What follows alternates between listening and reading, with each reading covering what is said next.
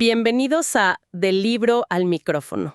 Hoy vamos a meternos de lleno en un libro que toca una de las frustraciones más humanas que hay.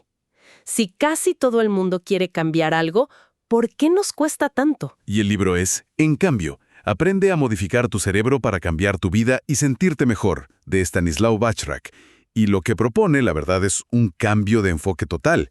Nos dice, oigan, dejen de culparse por la falta de fuerza de voluntad. Mejor empecemos a entender la máquina con la que trabajamos, nuestro cerebro. Totalmente. Y para entrarle al tema, el libro no arranca con un gráfico denso ni nada de eso. Empieza con la propia historia del autor, que es una paradoja increíble. Es la historia de un científico que lucha años para llegar a su sueño, que era trabajar en Harvard. Lo logra, tiene todo, el prestigio, el sueldo, todo lo que se supone que te hace feliz, y ahí se da cuenta de que es profundamente infeliz. Exacto. Y no solo se da cuenta, su cuerpo se lo empieza a gritar. Esa historia personal es la puerta de entrada perfecta a la ciencia que viene después. Así que, bueno, nuestro objetivo hoy es justo ese, usar esa anécdota para desglosar las ideas clave que Bachrach saca de la neurociencia. Queremos entender por qué nos cuesta tanto cambiar, a nivel biológico, y lo más importante, qué herramientas nos da la ciencia para usar la mente y, literalmente, rediseñar el cerebro. Empecemos por ahí entonces, por esa historia en Harvard, porque creo que todos nos podemos identificar un poco con eso de perseguir una meta y que después no sea lo que esperábamos. Él cuenta que su norte, por años, fue llegar a Harvard. Y lo logra. Se instala en Boston, puesto de investigación increíble, da clases, o sea, la cima del mundo académico. Es el final de su película, el momento cumbre. Y justo ahí, su jefe le pone sobre la mesa la oferta de su vida. Un puesto permanente, de por vida, y un sueldo que se cuadruplicaba. O sea, seguridad, prestigio y plata para siempre. En papel, es una decisión que no hay que pensarla. Es un sí inmediato. Pero acá es donde la historia da el giro. Porque su mente racional, la que hace la lista de pros y contras, le gritaba, «¿Aceptá? Es obvio». Pero había otra cosa, una sensación en el cuerpo que le decía, «Esto no es para mí». Y me llama la atención cómo lo describe. No era un pensamiento, era un sentimiento. ¿Cómo explica el libro ese choque tan brutal entre la lógica y lo que uno siente? Y lo fascinante es que el libro lo plantea no como una debilidad, sino como una señal biológica clave.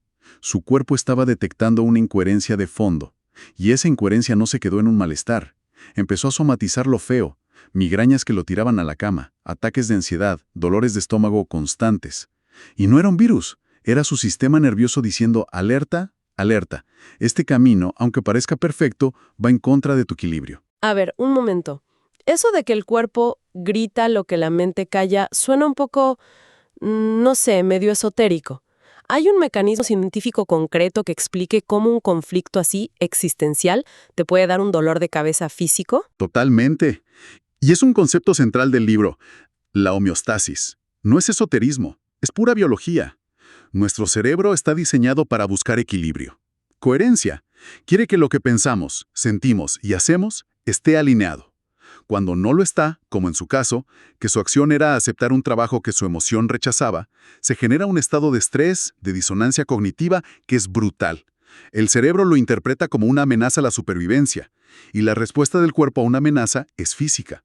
Libera cortisol, tensiona los músculos. Su decisión de renunciar, que para todos fue una locura, fue la única medicina que podía restaurar esa homeostasis. Y cuenta que en el momento en que renunció, los síntomas empezaron a desaparecer. Entiendo. No es que el cuerpo se inventa el dolor, es que el conflicto mental genera una respuesta de estrés real que se manifiesta físicamente. ¡Qué conexión tan directa! Y me imagino que es acá donde él hace el salto de su historia a la ciencia pura y dura. Exactamente. Usa su propia experiencia para introducir la analogía central del libro. El cerebro es el hardware. La estructura física, las neuronas, la sinapsis. La mente, en cambio, es el software. Los pensamientos, las emociones, las historias que nos contamos. Y no puedes entender el cambio si no entendés cómo juegan estos dos. Ok, exploremos esa analogía. El cerebro como hardware.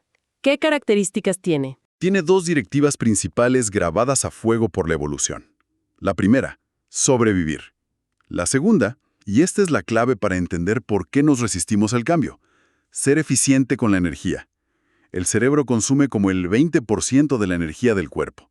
Es un órgano carísimo de mantener. Por eso odia gastar de más. ¿Y qué es lo que menos gasta? Repetir lo que ya sabe. Los hábitos, los patrones automáticos, son rutas neuronales ya construidas, pavimentadas. Recorrerlas es barato. Como manejar siempre por la misma ruta para ir al trabajo. Ni lo pensás. Precisamente. Ahora, ¿qué es cambiar? Cambiar es decirle al cerebro, oye, esa autopista cómoda que usamos siempre, olvídala. Hoy vamos a construir un camino nuevo por la selva con un machete. Crear nuevas conexiones neuronales, la famosa neuroplasticidad, consume una cantidad de glucosa y oxígeno gigante. Por eso la primera reacción del cerebro es una resistencia feroz. Su lema es, si lo que hacemos funciona y no gasta mucho, ¿para qué cambiar? Pero acá viene la idea que para mí es la más potente del libro. Porque si no, estaríamos condenados, ¿no? Bajrach dice que podemos usar el software, o sea, la mente, para reprogramar el hardware, el cerebro. Ahora, seamos honestos, eso de reprogramar tu cerebro suena un poco a eslogan de autoayuda. El libro da evidencia sólida de que esto es más que pensamiento positivo. Hay cambios físicos reales. Esa es la pregunta del millón. Y la respuesta es un sí rotundo. No es una metáfora. Cada vez que dirigimos nuestra atención de forma consciente a un nuevo pensamiento, estamos haciendo que grupos de neuronas se activen juntas. Y hay un principio en neurociencia que dice, neuronas que se disparan juntas se conectan juntas. La atención consciente es como la corriente eléctrica que suelda esos cables nuevos. Al principio la conexión es débil, pero con la repetición se hace más gruesa, más rápida. Estamos, literalmente, esculpiendo nuestro cerebro con nuestros pensamientos. El cambio no es magia, es un proceso físico de recableado. ¡Wow! Eso es alucinante. Pero incluso entendiendo eso, el libro habla de otra barrera, una que es más psicológica, ¿no? La idea del «este soy yo». Sí, y es una resistencia silenciosa pero potentísima. Es que el cambio amenaza nuestra identidad. Si una persona se definió toda su vida como alguien desordenado, por ejemplo, empezar a ser ordenado genera un conflicto. Es como si una parte del cerebro dijera, ¿y este impostor? Este no soy yo. La historia que nos contamos es muy fuerte. Y Bajrach usa una metáfora genial. Somos como un cangrejo que acaba de mudar de caparazón. Estamos creciendo, sí, pero por un tiempo estamos blandos, desprotegidos. Por eso muchas veces saboteamos nuestro propio cambio, para volver al caparazón viejo y conocido, aunque ya nos quede chico. Wow, la metáfora del cangrejo es fuertísima. Explica perfecto por qué a veces, justo cuando estamos avanzando, hacemos algo para volver para atrás. Entonces, si tenemos al cerebro en contra por eficiencia y a nuestra identidad resistiéndose, parece una batalla perdida. Pero el libro no se queda ahí, propone un plan de acción, ¿verdad? Exacto. No es solo diagnóstico, es un manual de operaciones. Y lo resume en una fórmula que, aunque parece simple, tiene todo lo necesario. La fórmula es, cambio positivo es igual a, abro paréntesis, experiencias más expectativas, cierro paréntesis, por atención positiva, por poder de vetar. Ok, vamos a desmenuzar eso. Empecemos por la base. Experiencias más expectativas. A mí me suena a que no alcanza con quererlo, hay que hacerlo. Es exactamente eso. Expectativas es tener claro el objetivo, desear el cambio. Pero si se queda ahí, es un sueño. La experiencia es la acción concreta y, sobre todo, repetida. Si quieres ser más paciente, no basta con desearlo. Tenés que practicar la paciencia en situaciones reales, una y otra vez. Es esa repetición la que construye la nueva carretera neuronal.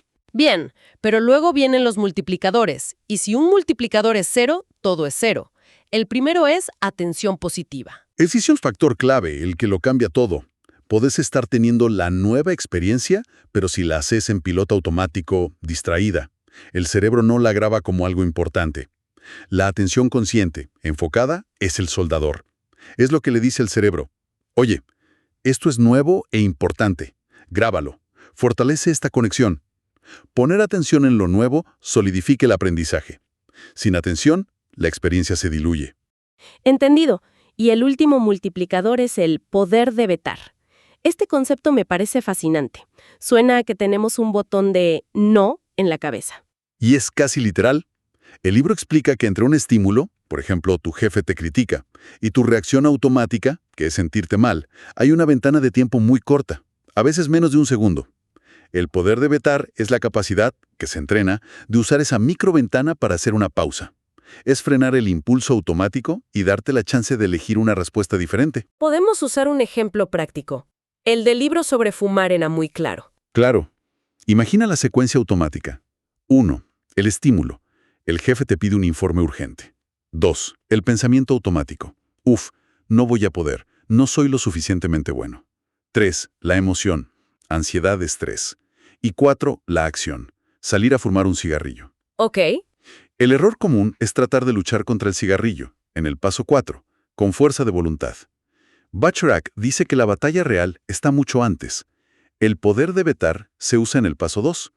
Es la capacidad de, en ese instante, detectar el pensamiento «no soy lo suficientemente bueno» y decir «veto». Ese es un pensamiento viejo, automático. Y entonces, conscientemente lo reemplazas por otro. Ok, es un desafío, pero puedo hacerlo. ¿Cuál es el primer paso? Si cambias el pensamiento, la emoción que le sigue ya no es la misma, y la necesidad del cigarrillo baja muchísimo. Es que visto así, el poder de vetar es el momento en que el software, la mente, interviene para corregir al hardware. Es el acto de reprogramación en tiempo real. Esa es la revelación. Cada veto exitoso no es solo evitar un mal hábito. Es un acto de microarquitectura cerebral. Estás debilitando una conexión vieja y tóxica y al mismo tiempo construyendo una nueva, más constructiva.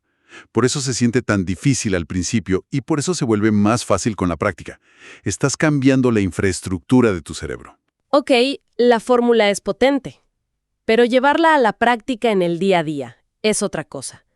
¿Qué herramientas más concretas propone el libro para no tirar la toalla en el primer intento? La propuesta principal es adoptar una mentalidad de científico con uno mismo. Convertirte en tu propio conejillo de indias, pero con curiosidad, sin juzgarte. Y para eso sugiere herramientas como el mapa de acción, que es básicamente sentarse a planificar, definir un objetivo claro, identificar qué comportamientos actuales te alejan, cuáles te acercan y qué necesitas empezar a practicar.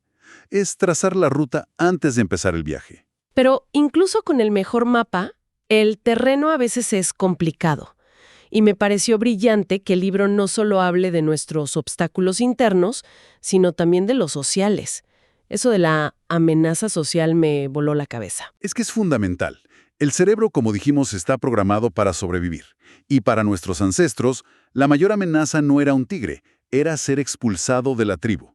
La exclusión social era una sentencia de muerte. Por eso nuestro cerebro procesa las amenazas sociales en las mismas áreas que las amenazas físicas. El libro describe 5 dominios que pueden activar esta alarma: estatus, certeza, autonomía, colaboración y justicia. El de autonomía me parece clave. Explica perfecto por qué odiamos que nos den consejos que no pedimos.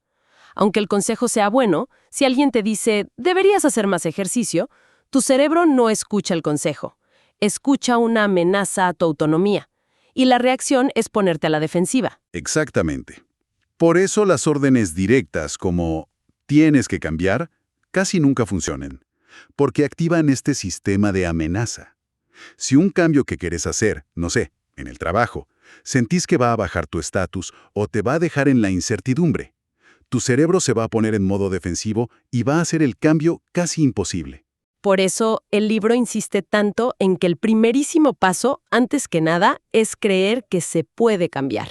Si no hay una creencia base, el cerebro ni siquiera va a querer gastar la energía para empezar a construir ese camino nuevo. Y ligado a eso, propone un cambio de lenguaje mental muy poderoso: reemplazar el feedback por el feed forward. El feedback se centra en el pasado, en analizar qué hiciste mal, y eso a menudo nos pone a la defensiva. El feed forward mira solo hacia el futuro. La pregunta no es ¿por qué fallé ayer?, sino ¿qué puedo hacer diferente mañana para estar un paso más cerca de mi objetivo? Pasa de la culpa a la solución y es mucho más amigable para el cerebro. Entonces, si tuviéramos que destilar la idea central de en cambio, ¿cuál sería? Para mí es que dejamos de ser víctimas de nuestros hábitos y nos convertimos en arquitectos de nuestro cerebro. Nos da un poder de acción que es increíble. Totalmente. El mensaje es que no estamos condenados. La neurociencia nos está dando el manual de instrucciones y nos muestra que el cambio no es una cuestión de magia, es una habilidad. Y como toda habilidad, se aprende, se entrena y se mejora con la práctica. Y para cerrar, ¿cuál es ese pensamiento final que nos deja el libro para quedarnos pensando? El libro nos deja con una idea que va más allá de cambiar un hábito. Nos dice que nuestra identidad no es algo fijo, no es una escultura de mármol. Es en realidad una historia que nos contamos a nosotros mismos todos los días. Así que la pregunta provocadora que nos deja, en cambio, no es solo ¿qué comportamiento queremos cambiar? La pregunta más profunda es ¿qué nueva historia sobre quiénes somos estamos dispuestos a empezar a escribir y, sobre todo, a practicar, desde hoy mismo? Gracias por acompañarnos en Del Libro al Micrófono. Si quieren seguir la conversación, pueden encontrarnos en nuestras redes sociales. Hasta la próxima.